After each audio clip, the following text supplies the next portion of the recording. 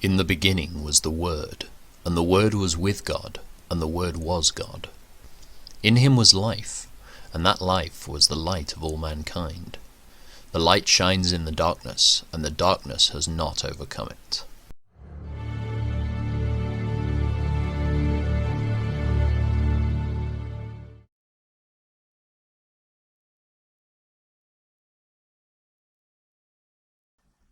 While Israel was camped beside the Jordan on the plains of Moab across from Jericho, the Lord said to Moses, "Command the people of Israel to give to the Levites from their property certain towns to live in, along with the surrounding pasture lands.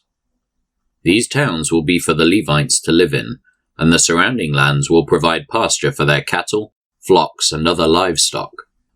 The pasture land assigned to the Levites around these towns will extend 1,500 feet from the town walls in every direction. Measure off 3,000 feet outside the town walls in every direction, east, south, west, north, with the towns at the center. This area will serve as the larger pasture land for the towns. 6 of the towns you give the Levites will be cities of refuge, where a person who has accidentally killed someone can flee for safety. In addition, give them 42 other towns. In all, 48 towns with the surrounding pasture lands will be given to the Levites. These towns will come from the property of the people of Israel. The larger tribes will give more towns to the Levites, while the smaller tribes will give fewer. Each tribe will give property in proportion to the size of its land." The Lord said to Moses, "Give the following instructions to the people of Israel. When you cross the Jordan into the land of Canaan, designate cities of refuge to which people can flee if they have killed someone accidentally.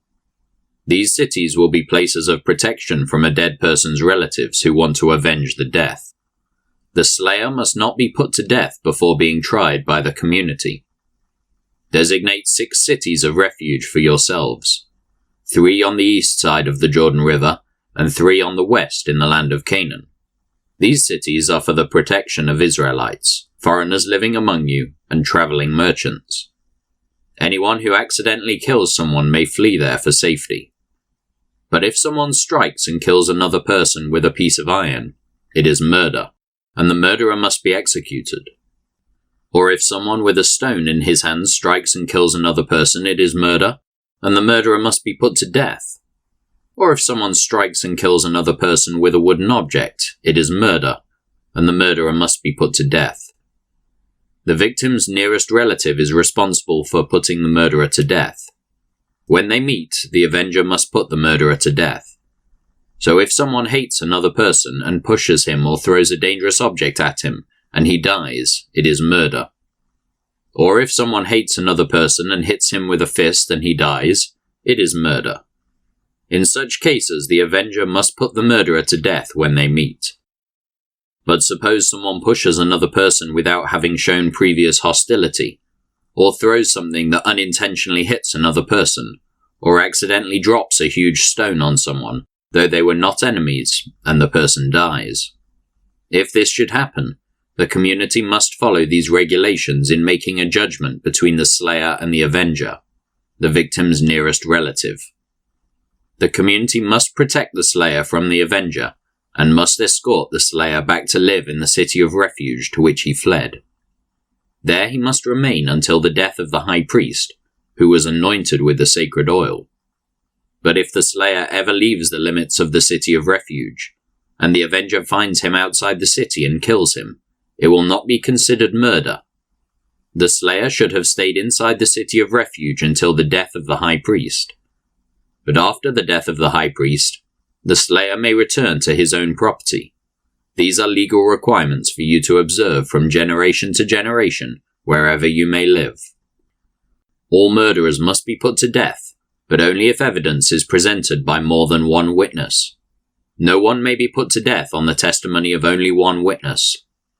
Also, you must never accept a ransom payment for the life of someone judged guilty of murder and subject to execution. Murderers must always be put to death, and never accept a ransom payment from someone who has fled to a city of refuge, allowing a slayer to return to his property before the death of the high priest.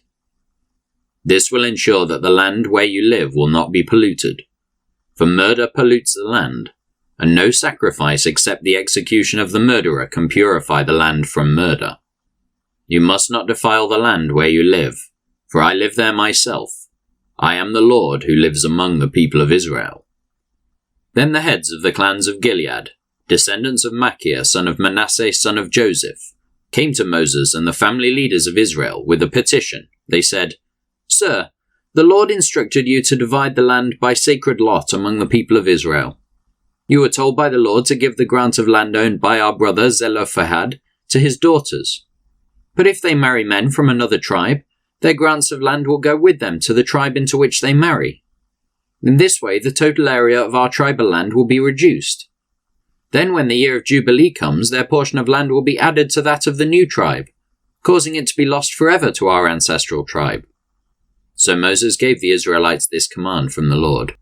The claim of the men of the tribe of Joseph is legitimate. This is what the Lord commands concerning the daughters of Zelophehad. Let them marry anyone they like, as long as it is within their own ancestral tribe.